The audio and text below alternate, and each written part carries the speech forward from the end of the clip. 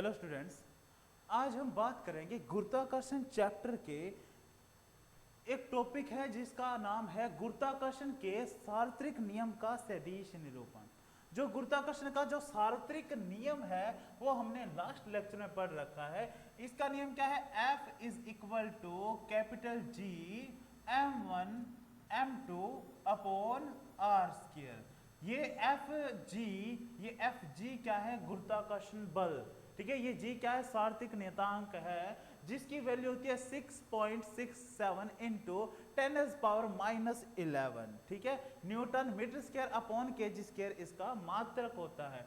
ये m1 m2 क्या है कि नहीं, दो वस्तुओं के मध्य लगने वाला आकर्षण बल। ये कौन सा आकर्षण बल है? गुरुत्वीय आकर्षण बल। जैसे ये अपने पास क्या है? डस्टर है और अर्थ के मध्य जो लगने वाला गुरुत्वाकर्षण बल होगा। ठीक है, ये अपने पास हो गया m2। जो अर्थ का जो मास है, अर्थ का जो द्रव्यमान है, वो अपने पास क्या हो जाएगा? m1। ठीक है बच्चों, ये r क्या है? ये r है दोनों वस्तुओं के मध्य जो केंद्र से दूरी होगी उसको हम क्या बोलेंगे? r बोलेंगे। ठीक है, तो अब हम इसको सदिश निरूपण में समझना चाहते हैं कि कुछ न्यूमेरिकल होते हैं वो वेक्टर से रिलेटेड होंगे और वेक्टर और गुरुत्वाकर्षण बल, सदिश और गुरुत्वाकर्षण बल दोनों का कॉम्बिनेशन होगा। तो उन न्यूमेरिकल को समझने के लिए हमें इस टॉपिक को अच्छे से समझना होगा। ठीक है, तो मान लेते हैं हमारे पास एक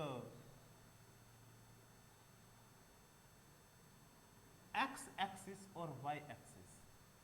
ठीक है, तो यहां पर एक वस्तु पड़ी है या पिंड है जिसका द्रव्यमान क्या है? m1 है और इसके r डिस्टेंस पर, इसके केंद्र से r दूरी पर एक दूसरी वस्तु है जिसका द्रव्यमान कितना है? m2 है। ये केंद्र से दूरी कितनी है? r, इसको मैं बोलूंगा। जो m1 वस्तु है वो इसके मूल बिंदु से, इसके मूल बिंदु x y z की बात कर, इसके मूल बिंदु से r1 वेक्टर सदिश पर है और जो m2 है वो क्या है? r2 वेक्टर सदिश पर रखा गया है। ठीक है, जो इसकी जो ये डिस्टेंस है यहां से मूल बिंदु से, जो m1 की पोजीशन है वो r1 है और इसकी जो स्थिति है m2 की स्थिति है वो कितनी है? r2 है। अब जो इनके मध्य जो आकर्षण बल लग रहा है, जो m2 है वो क्या करेगा? m1 को अपनी ओर क्या करेगा? आकर्षित करेगा। इसका मतलब m2 क्या कर रहा है? m1 को अपनी ओर क्या कर रहा है? आकर्षित। इसको मैं किससे रिप्रेजेंट करूंगा? F21 वेक्टर से रिप्रेजेंट करूंगा। F21 वेक्टर का मतलब क्या है? F21 वेक्टर का मतलब है, इस 2 का मतलब क्या है कि दो m2 के द्वारा लगाया गया m1 पर आकर्षण बल। ठीक है, पिंड 2 के द्वारा पिंड 1 पर, पिंड 2 के द्वारा पिंड 1 पर लगाया गया आकर्षण बल। तो मैं इसे लिख देता हूं, पिंड m2 के द्वारा m1 पर लगाया गया बल।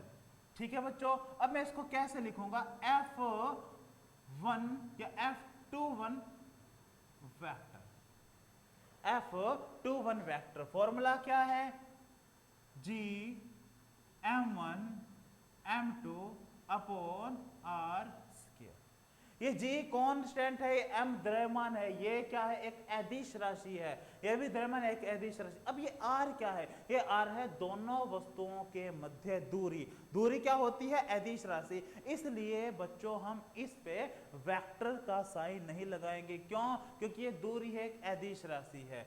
इसलिए हम एक एकांक सदिश r कैप को रिप्रेजेंट करने के लिए मैं लिख देता हूं r कैप। ये डायरेक्शन रिप्रेजेंट कर रहा है। यहां से पता नहीं चल रहा कि कौन सी डायरेक्शन। यदि मैं इसको रफ कर दूं तो मैं पता नहीं चलेगा कौन सी डायरेक्शन है। हाँ, इससे पता चल रहा है ये डायरेक्शन है। इस पे इसको समझने के लिए, यहां इसको डायरेक्शन को रिप्रेजेंट करने के लिए मैं यहां लिखूंगा एकांक सदिश 2 1 कैप। ठीक है बच्चों, तो ये हमारे पास है जो m2 के द्वारा m1 पर लगाया गया बल या m2 के द्वारा m1 पर लगाया गया बल। उसी तरह जो m1 होगा ये भी क्या करेगा? m2 को अपनी ओर आकर्षित करेगा, तो मैं इसको लिख देता हूं F12, यहां पर मैं वेक्टर का साइन लगाऊंगा। ठीक है बच्चों, एक बार फिर अपने देख लेते हैं कि जो ये अपने पास F21 है, ठीक है, इसको मैं, ये अपने पास क्या, एकांक सदिश, एकांक सदिश का एक फॉर्मूला होता है r cap is equal to r vector upon r,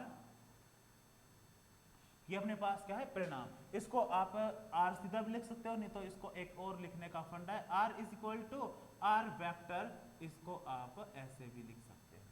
ये क्या है, मैग्नीट्यूड, वैल्यू होगी r, ठीक है ना, परिणाम होगा ये, और ये अपने पास क्या है, r वेक्टर सदिश हो गया, ये अपने पास एकांक सदिश का फॉर्मूला। यदि मैं इसको देखकर फॉर्मूला लगाऊं तो यहां पर मैं लिखूंगा F21 vector is equal to g m1 m2 upon r square into, यहां से देखो बच्चों r21 वेक्टर, और ये क्या परिणाम है, तो इसको मैं r21 या r भी लिख सकता, क्योंकि ये मान है, दोनों वस्तुओं के मध्य जो दूरी है उसको मैं 10 मीटर, 5 मीटर, 6 मीटर, जो भी क्या है उसको मैं लिख सकता हूं। ठीक है, r का r के साथ मल्टीप्लाई करेंगे तो यहां पर मैं लिखूंगा F21 is equal to g m1 m2 upon r cube, r21 हमारे पास क्या हो जाएगा, वेक्टर। इसे मैं इक्वेशन नंबर 1 से क्या कर देता हूं, रिप्रेजेंट कर देता हूं।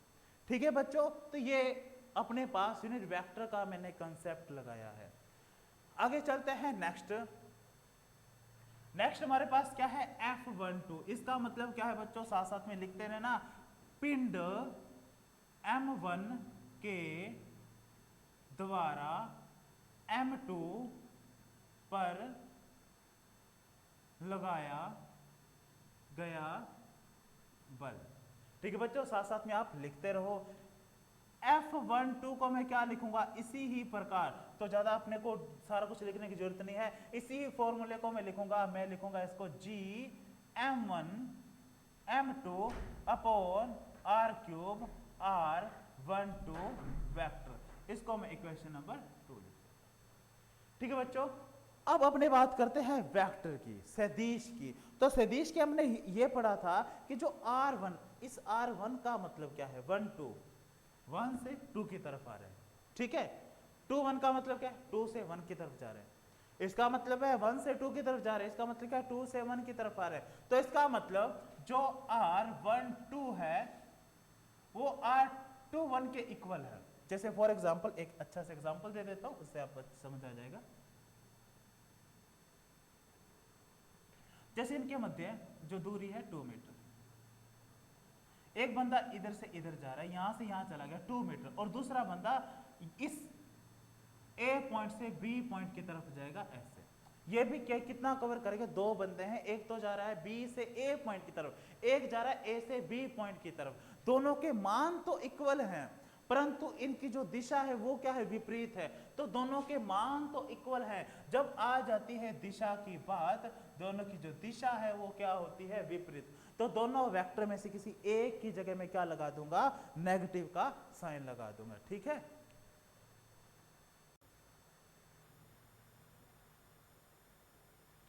अब बच्चों मैं इक्वेशन नंबर 2 के अंदर इसकी वैल्यू पुट कर देता हूं, 1 2 is equal to minus r21 vector.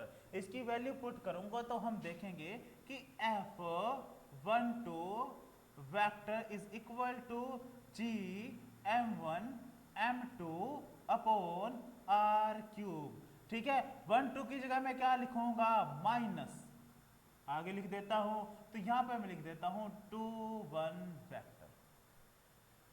Okay, from equation number 1, समीकरण नंबर 1 से देखो बच्चों, g m1 m2 upon r cube r21। तो मैं यहां पर समीकरण नंबर 1 से जो ये जो मान है इसका, ये किसके इक्वल है, f वेक्टर 21 के इक्वल है। तो मैं लिख देता हूं f vector 1 2 is equal to f vector 21 लिख दिया। ये जो माइनस का साइन मैं यहां पे लगा देता हूं,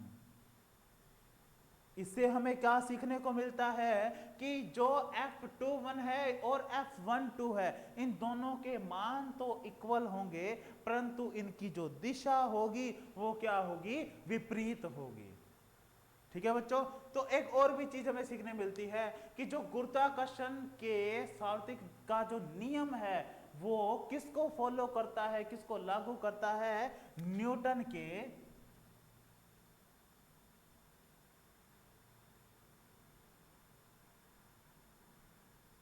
थर्ड नियम को। न्यूटन का तीसरा नियम क्या है, क्रिया के विपरीत प्रतिक्रिया। ठीक है, जितना बल लगेगा उसके अपोजिट उतना ही बल लगेगा। तो बात वही आ रही है, जितना बल ये है उतना ही बल लग रहा है, परंतु इनकी दिशा क्या है, विपरीत है। तो हम कह सकते हैं कि जो गुरुत्वाकर्षण का जो सार्वत्रिक का जो नियम है वो न्यूटन के थर्ड नियम, क्या न्यूटन का जो तीसरा नियम है उस नियम को क्या करता है, फॉलो करता है। ठीक है बच्चों,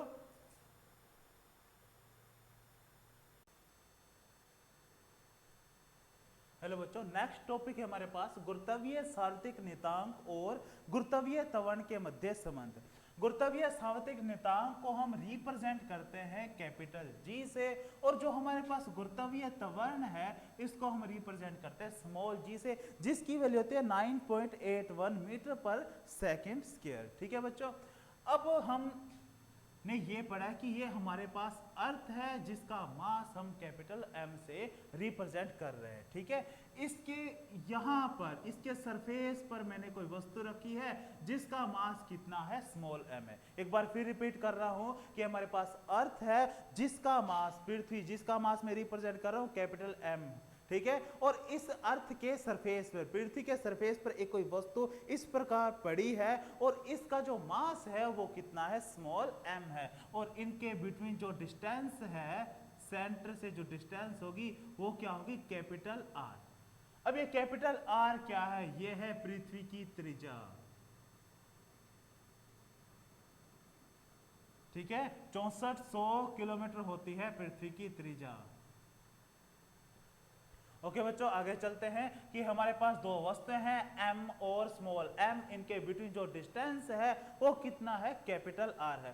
तो जो हमने फॉर्मूला पढ़ा है गुरुत्वाकर्षण बल का वो क्या है, g m capital M upon R square. इसको आप कैपिटल M को आगे भी लिख सकते हो क्योंकि ये मल्टीप्लाई होना है, तो आप इसको चेंज भी कर सकते हो, वो आपकी मर्जी है। तो मैं ऐसे लिख देता हूं capital M small m, multiply होगा इसका। ठीक है, इसको मैं इक्वेशन नंबर 1 से रिप्रेजेंट कर देता हूं। जब कोई वस्तु सरफेस के ऊपर पड़ी होती है, जैसे मान लीजिए सरफेस है, इसके ऊपर कोई वस्तु पड़ी होती है, तो ये बल लगाती है सरफेस के ऊपर। इस बल को हम कैसे रिप्रेजेंट करते हैं, mg। ये m क्या है, उस वस्तु का द्रव्यमान जो रखी है वस्तु, और ये g क्या है, गुरुत्वीय त्वरण। तो हमारे पास दूसरा फॉर्मूला है mg। ये m क्या है, ये m स्मॉल m है जिस वस्तु को हमने रखा है, और ये g क्या है, गुरुत्वीय त्वरण। अभी मैंने आपको वैल्यू बोल रखी है 9.81 मीटर पर सेकेंड स्क्वायर। तो दोनों ही गुरुत्वाकर्षण बल के फॉर्मूला है, तो दोनों को मैं इक्वल रख देता हूं। तो हमारे पास फॉर्मूला आया capital G capital M upon R square is equal to mg।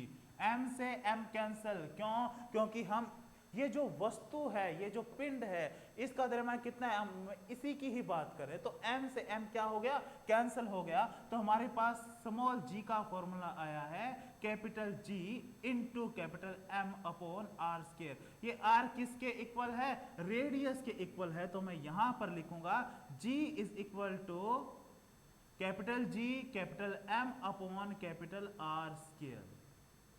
R is equal to capital R। दोनों वस्तुओं के मध्य जो दूरी है वो किसके इक्वल है, पृथ्वी की त्रिज्या 6400 किलोमीटर के इक्वल है। ठीक है बच्चों, तो आज के लिए इतना ही। नेक्स्ट लेक्चर मिलते हैं नेक्स्ट टॉपिक के साथ में। आज के लिए इतना ही, थैंक यू।